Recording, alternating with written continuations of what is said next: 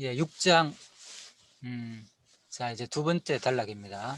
한쪽 갈로 1번 폐계와 심판의 준비 부분입니다. 창세기 6장은 폐기와 심판의 준비에 대해 계시하신 내용이다. 예, 그렇지. 우리가 이제 계시라는 용어를 설명하기 위해서 이제 서론 부분에 다 말씀드렸습니다. 결국은 하나님의 존재와 속성을 계시하는 거니까, 그죠? 예, 그래서 그런 관점에서 제가 지금까지 말씀드렸고요. 1에서 12절은 번성한 인류의 폐괴함에 대한 내용이다. 이제 내용 부분입니다. 그래서 인류의 폐괴, 그리고 심판의 준비와 완수. 그래서 이것도 창세전 작정, 그죠? 그리고 언약. 그렇죠. 항상 모든 것은 이제 작정에 따른 언약하신 말씀에 바탕을 두고 있다. 그래서 이번에는 이제 언약 부분입니다. 언약 부분을 한번 볼까요? 그래서 근거가 뭔가 하면은 창세기 4장 7절입니다. 죄의 소원은 네게 있으나 너는 죄를 다스릴지니라고 언약하신 섭리를 계셨다. 그래서 이제 물론 사실 뭐 우리가 셈의 후손이라고 해가지고 죄가 안 짓다고는 우리가 볼 수 없잖아요, 그죠? 똑같이. 예, 그렇지만 이제 가인의 후손에서 특히 그죠? 이제 가인이 이제 아벨을 죽이고 난 다음에 결국은 이제 하나님께서 죄의 소원 네게 있으나 너는 죄를 다스릴지니라고 언약하신 섭리를 계시하셨다. 이를 근거로 죄로 인해 폐기한 아담의 후손에 대한 심판을 준비하신 섭리를 계시하셨다. 죄의 소원 너기 있을 것인데 바로 가인한테 한 말이잖아요, 그죠? 너는 뭐 그 죄를 다스리라는 거예요. 네가 스스로 뭐 물리치라 그런 말입니다. 쉬운 말로. 예, 그래서 이미 죄 짓지 말라고 명한데도 불구하고 이래 죄를 지었기 때문에 하나님께서는 죄를 이제 심판한다 그런 말씀입니다. 이는 마지막 아담 메시아에서 지상교회를 세워 심판을 준비하실 섭리에 대한 특별 계시다. 예, 그래서 이제 우리가 이렇게 보면 됩니다. 심판하는 내용은 구체적으로 심판하는 데에서 신약에서 성취하는 부분에서 찾으면 되겠고, 그렇죠? 심판의 준비니까 또 심판의 준비 내용을 이제 신약에서 그대로 모든 과정이 심판의 용어 속에는 준비와 그 과정과 결과가 다 포함되는 내용이잖아요. 그래서 그 이제 여기는 준비이기 때문에 또 신약에서는 그 준비 과정도 결국은 하나님께서 다 언약 속에 포함된다는 거죠. 언약이 성취되는 내용에 포함된다 이런 말입니다. 자, 그런 구조로 이루어졌다는 거 우리가 이제 생각을 하시면 되겠죠. 그래서 지상교회를 세워 심판을 준비하실 섭리한 내용이다. 자,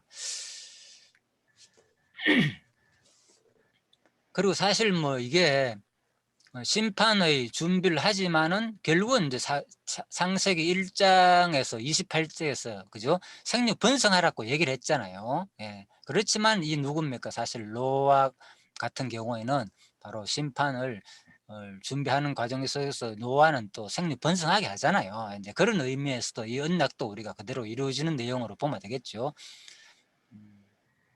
그리고 2장 17절 정령 죽으라는 언약이 또 그대로 이루어지는 장면이고,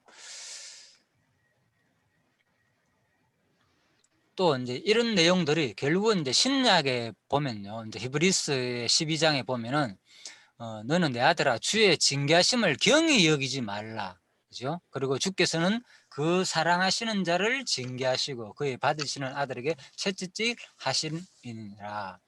또 어찌 아비가 징계하지 않는 아들이 있으리요? 그리고 우리 육체의 아버지가 우리를 징계하여도 공경하였거늘 하물며 모든 영의 아버지께 더욱 복종하여 살려 하지 않겠느냐. 예, 그래서 우리가 이제 심판할 불택자들에 대한 심판도 있지만은 사실 여 가운데서는 택자들도 있을 거 아닙니까? 그죠? 하나님의 택한 백성들. 그 뭐 지금은 노아만 구원 얻지만은 아담의 후손 족보가 뭐 에녹도 있고 라멕도 있고 모두셀라도 있고 쭉 있었잖아요. 예를 들면은 그러면 그들이 이제 하나님의 백성으로 볼 때, 그죠? 결국은 그들한테도 결국은 이제 심판을 하는 과정 속에서 징계를 하는 거죠. 그래서 죄에 대한 그 결과로 인해 가지고 징계를 하니까 우리 이런 징계들을 경히 여기지 말라는 거예요. 우리 택간들한테. 아, 저 사람들 죄 많이 지었기 때문에 저들한테만 심판한다 이렇게 보지 마시고, 그러니까 하나님의 아들들과 이제 뭡니까, 아니 그냥 인간의 아들들과 하나님의 아들들과 인간의 딸들이 결국은 이제 나쁜 짓을 하기 때문에 어떠한 징계로서도 우리가 주어진다는 거죠. 하나님께서는 역사 가운데서. 그래서 우리가 지금 현재에서도 우리가 살다 보면은 과정 속에서 하나님께서 뭐 하시기 때문에 바로 자기 택한 자녀를 사랑하는 자에게는 반드시 뭐 징계는 다 받는 것이거늘 너에게 없으면 사생자여 참 아들이 아니니라. 그죠? 그래서 불택자에게는 영원한 심판의 형벌이 되지만 사실은 우리들한테는 그죠?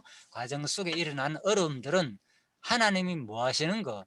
자기를 사랑하는 자에게 주는 특별한 사랑의 표현이다 보면 되는 거예요. 그렇잖아요.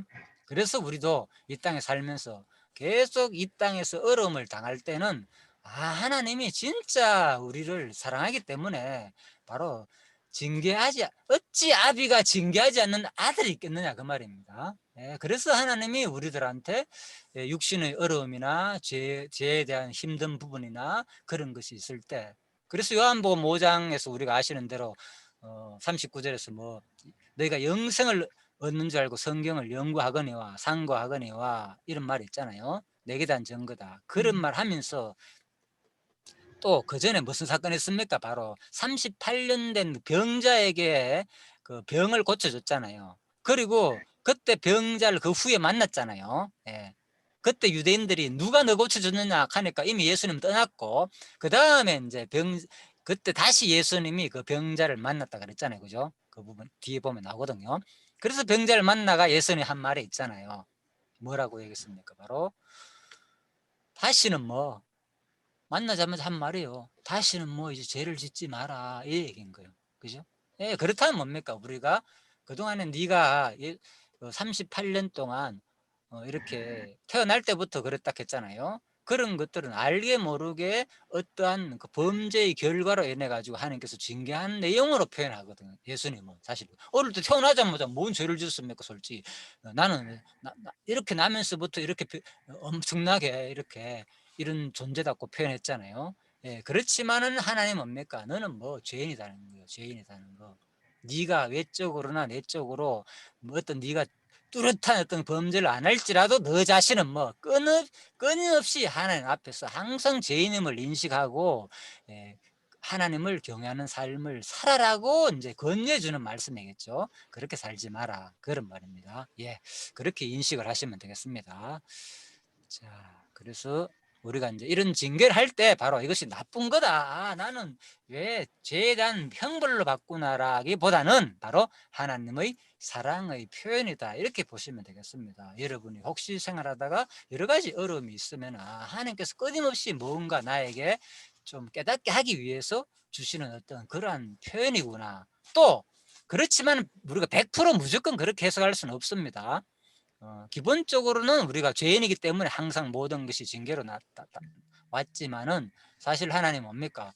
반드시 어떤 죄를 지었다고 해가지고 또 어떤 징계를 주는 건 아니잖아요. 그죠? 연단의 고통을 위해서도 준다 그랬으니까 우리가 그냥 하나님께서 주시는 아무튼 좋은 쪽으로 긍정적으로 하나님을 사모하고 하나님을 깨닫고 하나님의 경건한 삶을 나아가는 방향으로 우리가 해석하면 되겠습니다. 항상 내가 부족했구나 어려움이 있을 때는 또 아니면 더 나를 훈련하고 연단하기 위해서 더 하나님을 사모하고 하나님의 온전한 신앙으로 나아가기 위해서, 아니면 또 내 지난날의 잘못을 깨닫고 더 하나님을 섬기는 방향으로 나아가기 위해서 그렇게 해석하면 되겠죠.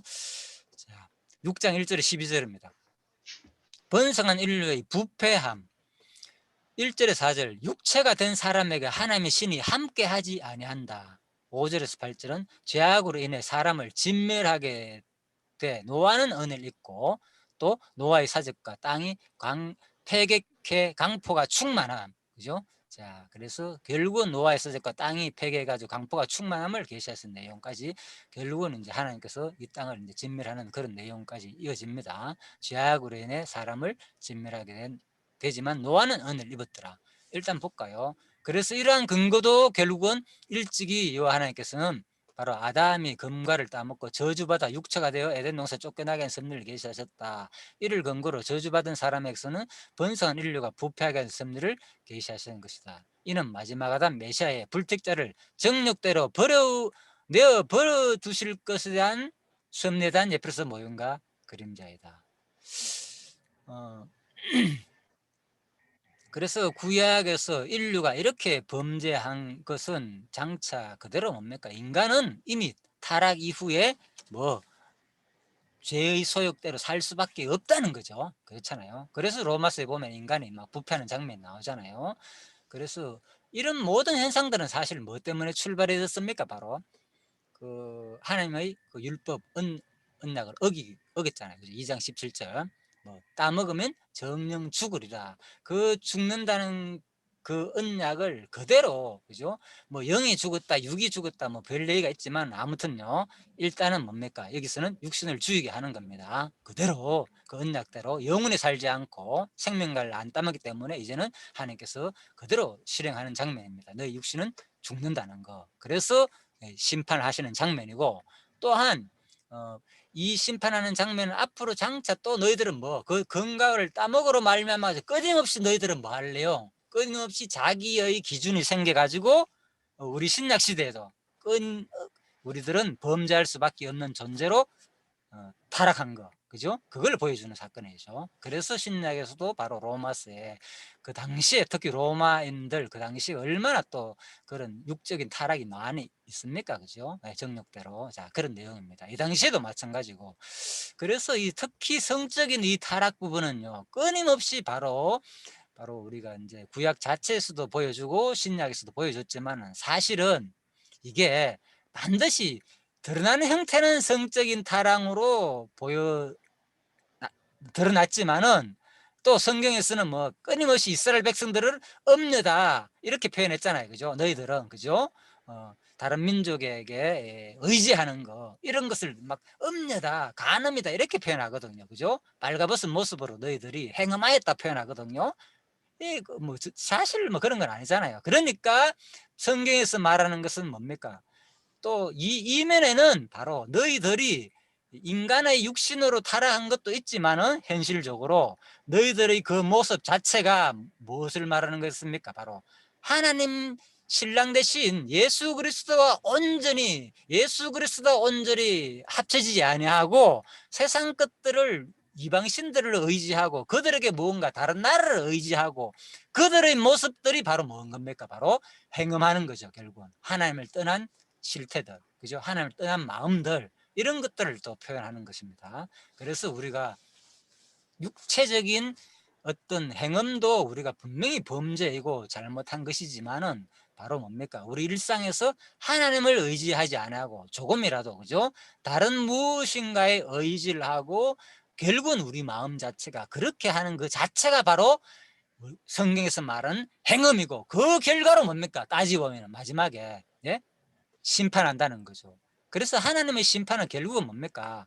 인간의 행음 때문에 심판하는 거지만 근본적으로 바로 우리가 믿음, 하나님을 믿지 않고 다른 것을 믿기 때문에 결국은 마지막 최후 심판하는 거잖아요. 그죠? 사실 육신의 범죄 때문에 심판하려면 어떻게 됩니까?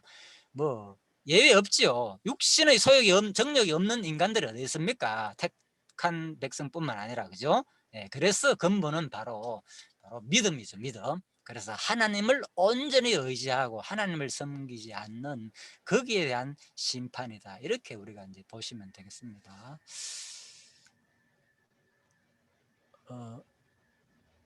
잠깐만요.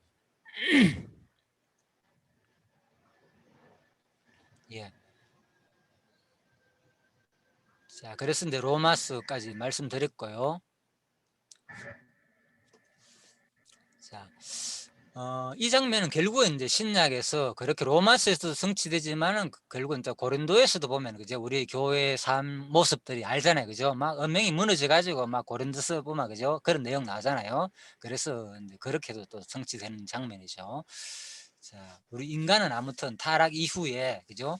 그 선악과를 따먹고 난 다음에 끊임없이 우리 인간을 이제 범죄할 수밖에 없다는 것을 이미 어디서부터 보여주느냐? 바로 노아 방주 사건에서 벌써 보여줬다 그 말입니다.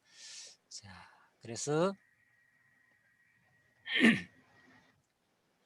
그리고 이제 죄악으로 인해 사람을 진멸하되 노하는 은혜를 입는 이 내용은 바로 2장 10절의 말씀과 1장 28절 언약이 성취됨으로 바로 하나님의 존재와 속성을 이제 계시하신 내용으로 우리가 정리할 수 있겠죠.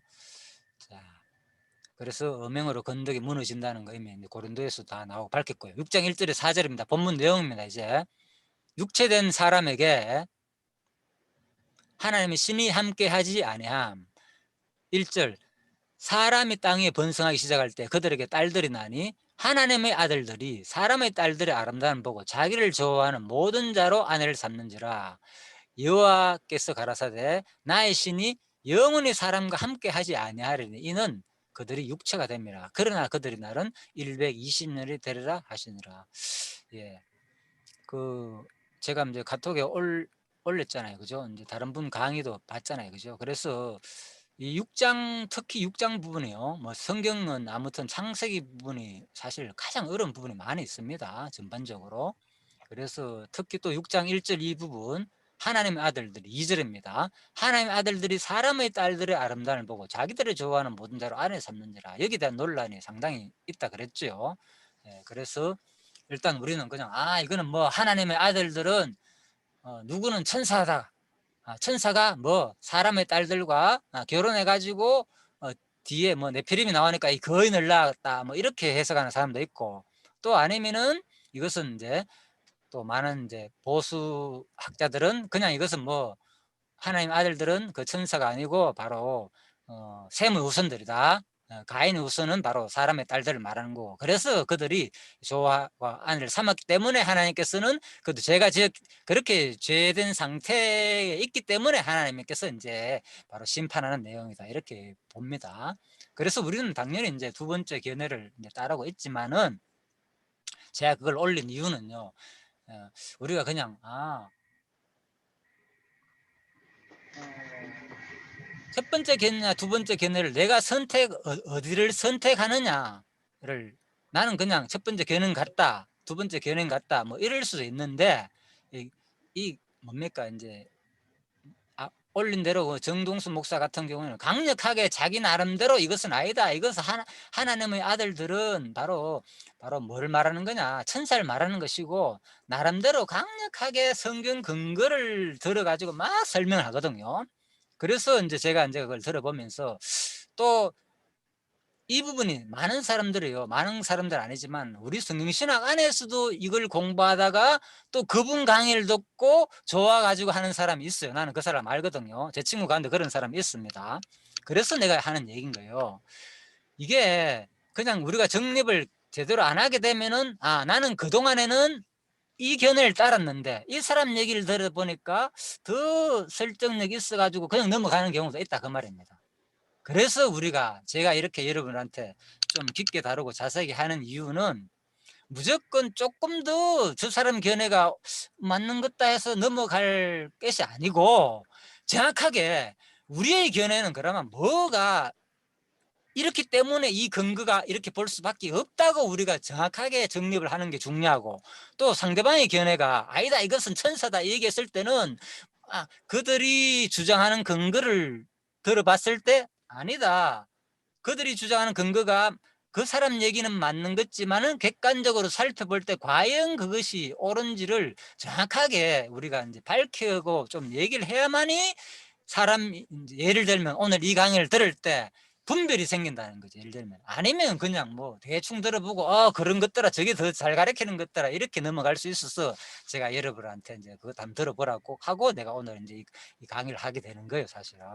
그래서 조금 오늘 강의가 어려울 수도 있겠지만은 이제 이런 부분이 좀 어떤 분한테는 좀 중요한 부분이기 때문에, 특히 신학적인 문제에서는 상당히 논란이 되어 있기 때문에 제가 이 부분을 조금 자세히 다룰 겁니다. 그래서 여러분들이 좀 이해를 해 주시고요.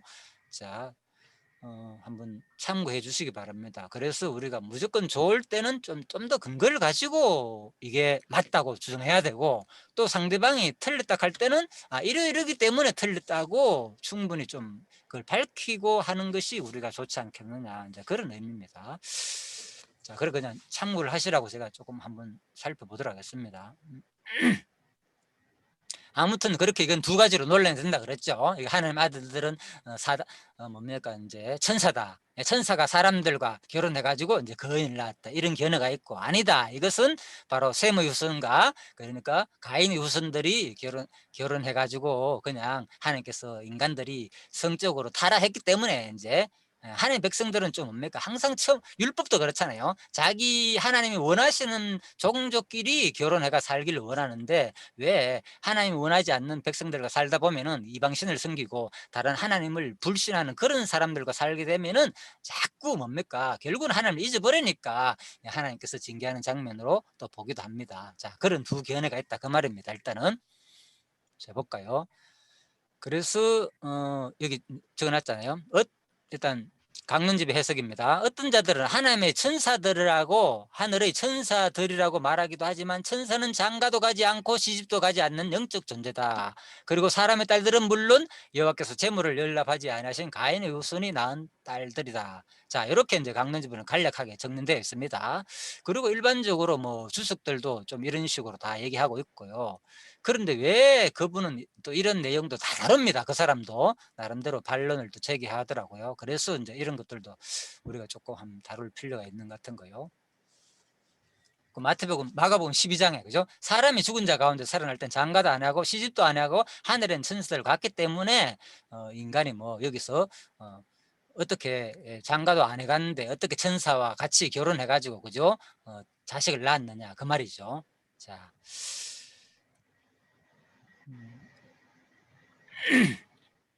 아무튼 이 당시에 그만큼 이 사진은요, 이제 신약 얘기인데, 그죠?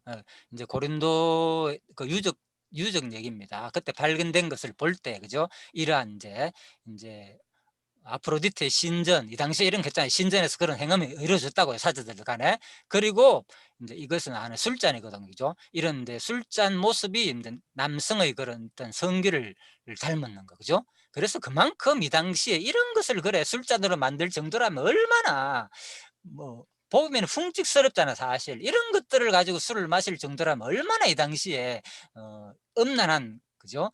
그런 상태로서 좀 문화가 그 정도의 문화가 이루어졌나 그럽니다. 그래서 심지어 아덴에서는 그죠? 고린도 사람 같은 놈 하면은 음란한 사람으로 통했다고 얘기를 합니다.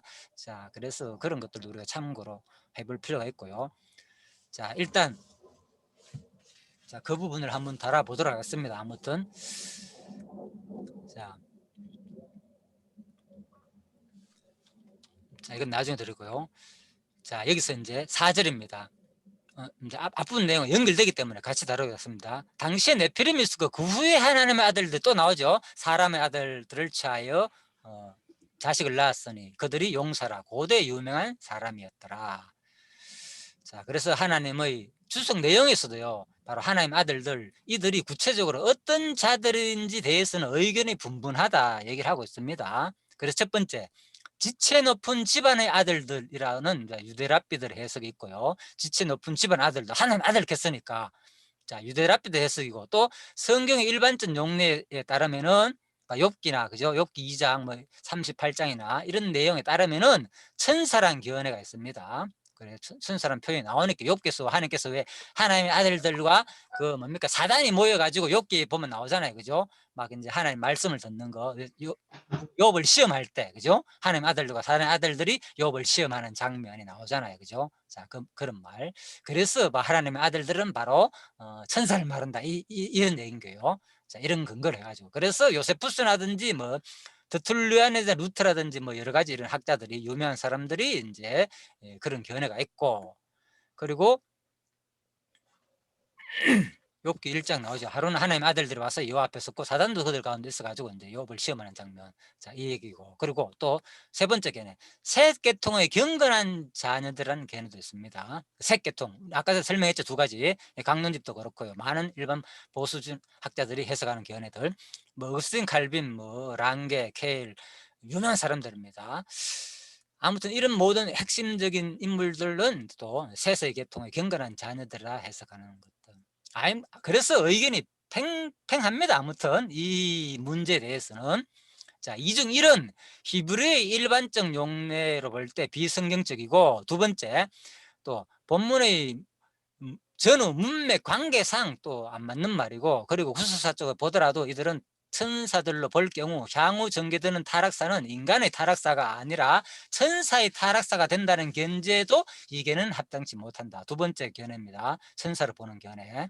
그래서 이것은 이제 인간의 타락사가 아니라 천사의 타락사가 된다는 견해도 합당치 않다. 상당히 설득력 있죠. 왜 그런가 하면 결국 뭡니까? 지금 인류가 범죄해가지고 아담이 범죄했잖아요. 아담이 범죄해가지고 뭐 하는 겁니까? 바로 아담의 후손들이 계속 범죄해가지고 타락으로 인해가지고 인류를 심판하는 내용인데, 사실 이 부분에서는 뭡니까? 바로 누가 하나님의 아들들과 사람의 딸들이 행음을 해가지고, 그죠? 범죄를 했기 때문에 하나님이 뭐 심판한다는 논리거든. 6장에 보면은 만약에 이 천사들이라면은, 그래서 바로 이것이 이제 뭔가 전체적인 맥락으로 볼 때도 모순된다는 거예요. 왜? 이거는 인간의 타락사가 아니고 천사의 타락사가 되기 때문에 결국은 천사의 타락사를 멸망하는 내용으로 이어진다는 거죠. 그리고 제가 더 추가를 하자면요, 이 본문에서 또 뒤에 보면은 분명히 우리가 2장에서 배웠잖아요. 3장에서 인간이 타락하고로 말미암아서 제일 처음에 누구부터 버렸습니까? 타락한 주체 핵심 인물 사단부터 버렸잖아요. 저주했잖아요. 그리고 누구 또 여자, 그 다음 주체 여자 버렸고, 그 다음에 남자 버렸고, 이런 식으로 돼 있고, 그러다가 심지어는 땅까지도 결국은 같이 이제 저주가 임했는 거고, 인간 타락 때문에 이래 나오는데, 여기서의 범죄의 결과로 보면은 만약에 그래 이게 천사의 타락과 인간으로 여자의 타락으로 해가지고 행음해가지고 했다면은, 앞부분에서 하나님의 그 섭리에 따라 가지고 문맥 앞부분 2장과 3장에서 하나님께서 벌하시는 장면을 볼 때도 그 내용과도 상치된다는 거죠. 예를 들면은 본문의 전후 문맥상 관계상, 왜 하나님은 앞부분에서는 그 범죄한 핵심 인물들을 주철해 가지고 분명히 다 벌하시는데, 이게 만약에 천사의 타락이라면 여기서 뭡니까? 천사의 타락에 대해서 천사를 벌한다는 내용이 전혀 없어요. 그리고 그죠? 이제 인류를 벌하는 장면이 나오지만은 천사를 벌하는 내용의 언급이 전혀 없단 말입니다. 그런 것들을 볼 때도 좀 뭔가 맥락이 맞지 않다는 거죠. 예를 들면은. 그래서 우리가 이런 것들도 충분히 이제 우리가 참고할 필요가 있습니다. 자, 그래서 여러분들이 아무튼 이 두 견해를 통해서 여러분들도 선택할 수밖에 없습니다. 저도 마음 가는 쪽으로밖에 선택할 수밖에 없고요. 자, 그리고 따라서 세 번째 견해가 가장 유력시 되는데, 이는 신학적 의미와도 부합되며 또는 이와 유사한 표현이 경건한 신앙인들을 지칭하는 데 사용된 성경 관례에 의해서도 지지를 받는다. 그래서 이제 하나님의 아들이란 말 자체가, 그죠? 하나님 아들이나 자녀나 같은 얘기잖아요. 신명기 32장에 의하면은 요절 그들이 여호와를 향하여 악을 행하니 하나님 자녀가 아니에요. 그죠? 하나님 자녀라 표현했다는 거예요. 하나님 택한 백성들을. 그리고 욥기 1장에도, 이제 욥기 1장은 다르죠. 하나님의 아들을 택했으니까 여기서 말하는 아들은 구분해야 됩니다. 우리가 문맥을 봐가지고. 신명기 32장에서는 분명히 뭡니까?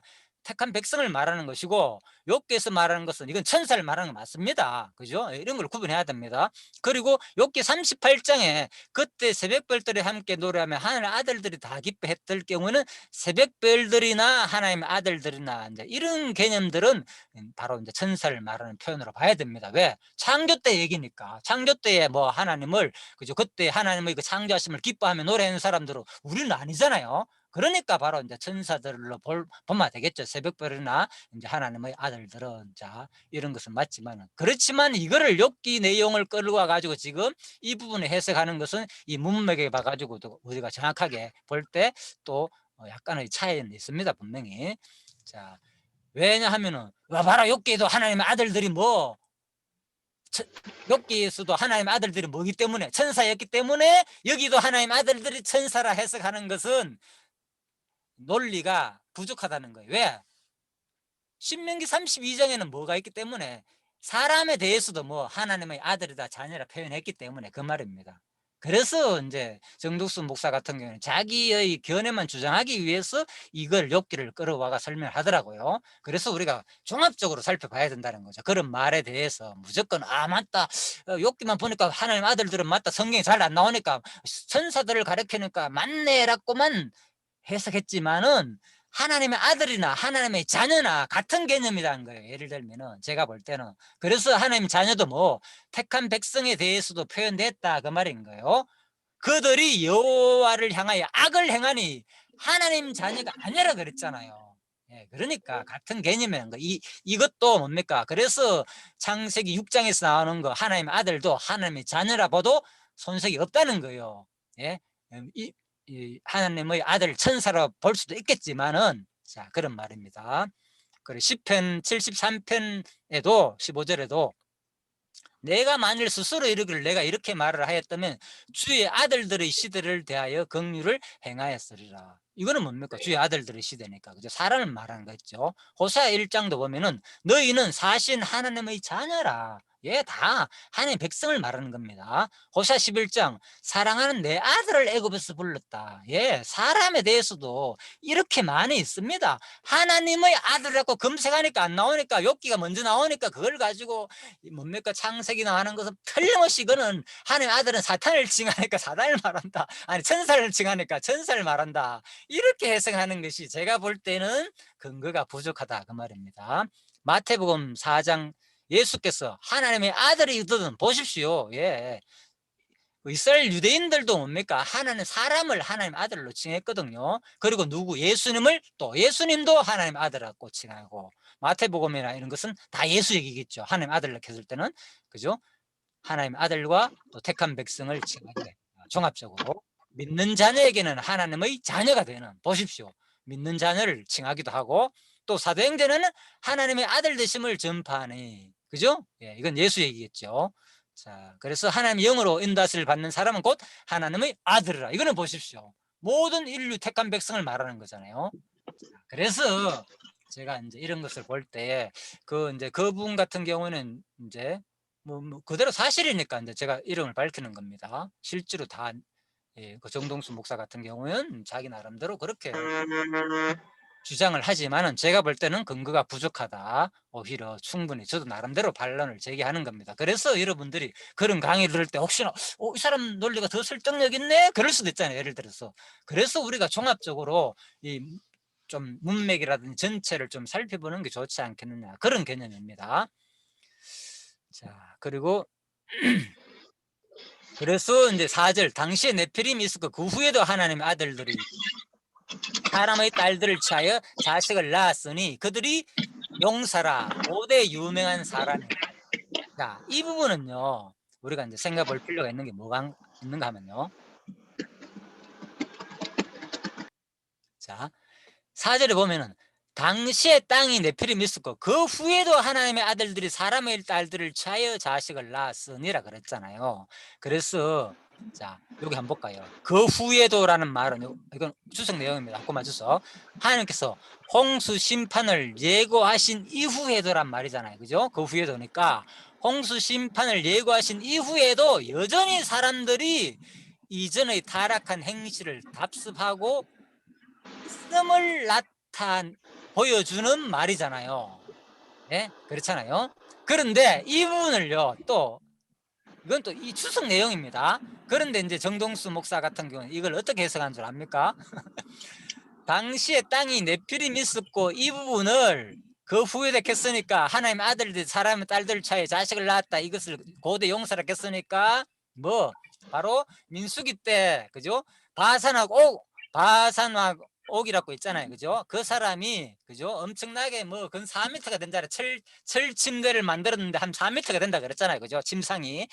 그러니까 키가 얼마나 크겠습니까? 최소한 3m 넘을 거 아닙니까? 침대가 4m라면 길이가. 그래서 뭐 3m 이상 되는 그 거인들 그래서 그 사람들이 결국 이제 네피림의 후손이다 하니까 그죠? 그래서 아낙의 후손이다 나오잖아요. 그죠? 이제 아낙의 후손이다 그러고 그러니까 바로 그때 이제 이런 고대에 바로 천사가 타락해 가지고 인간들하고 여자하고 결합해 가지고 그 후손들이다 이렇게 해석하거든요. 왜? 그 후에도 캤으니까 그걸 이제 민수기 나오는 그 장면까지 생각을 해가지고. 그런데 그래서 이제 제 말은 사람들이 강의를 듣고 그 말이 성경 본문 전체를 살펴봐가 그것이 근거가 맞는지를 우리가 살펴봐야 된다는 겁니다. 누구가 예외 없습니다. 이거는 제 강의도 마찬가지고 여러분들이요. 부족한 점이 있으면 얼마든지 시정해 주시고, 일단 제가 볼 때는 그분은 바로 이 문맥에서 나름대로 해석하지만 이것을 뭡니까? 뒤에 민수기까지 연결해 가지고 그렇게 후대에 생기는 거인까지도 막 골리앗도 연결하고 아무튼 후대에 생기는 걸 막 얘기하더라고요. 유전자가 변형돼 가지고 막 지금도 막 거인이 생겼다고 말하는데, 자, 천사의, 아까 전에 장로님이 어제 통화하면서 얘기를 하더라고요. 자, 상식적으로 생각해 보시죠. 천사와 하나님께서 창세기 1장에서 모든 것을 각기 종류대로 만들었다 그랬잖아요. 천사를 만들었다는 말은 없습니다. 그때 분명 천사도 피조물이니까 창조됐겠죠. 그것도 하나의 어떤 종류대로 아닙니까? 종류대로. 천사의 종류는 사람과는 일단 유전적으로 다릅니다. 예? 그리고 또 뭐, 또 사람과 뭡니까? 모든 짐승의 유전도 다 다르고, 예. 그래서 지금도 뭡니까? 그게, 특히 뭐 고릴라와 침팬지 같은 게 99%가 사람하고 너무나 유전자가 똑같다 그랬지만은 하나가 될 수 없잖아요. 우리 인간이 태어날 수 없잖아요. 아무리 하더라도, 그죠? 태어나더라도 일찍 죽게 되고 안 되잖아요. 이게 실질적으로 보면은. 그래서 어떤 유전적인 그런 법칙으로 봐도 오히려 이제 제가 보기엔 모순인 것 같고요. 그 사람 나름대로 이제 어떤 성적인 면에서 이렇게 아들이 태어났다. XX와 YY가 결합할 때는 반드시, 그죠? XY, 남자만 태어날 수밖에 없다고 말하면서, 모든 용사는 남자, 그래서 남자가 태어났다. 이렇게 말하는데, 제가 보기에는 그것도, 아무튼 전체적인 어떤, 뭡니까? 성경에서 말하는 그런 관점으로 볼 때는 오히려 좀 그것도 한 번 더 다시 고려해 볼 필요가 있는 것 같고요. 그런 논리가. 자, 그래서 바로 일단 그 후에도라는 이 말 자체는 바로 이 당시에, 그죠? 당시에 네페림이 있었고, 이때 뭡니까? 노아 하나님께서 예고가 있은 후에도 말미암고, 홍수 예고가 있었는데도 말미암고 120년 동안 계속 뭐가 있다는 거예요. 쉽게 말해가지고 계속 인간들이 이렇게 타락했다는 것을 얘기하는 것이지,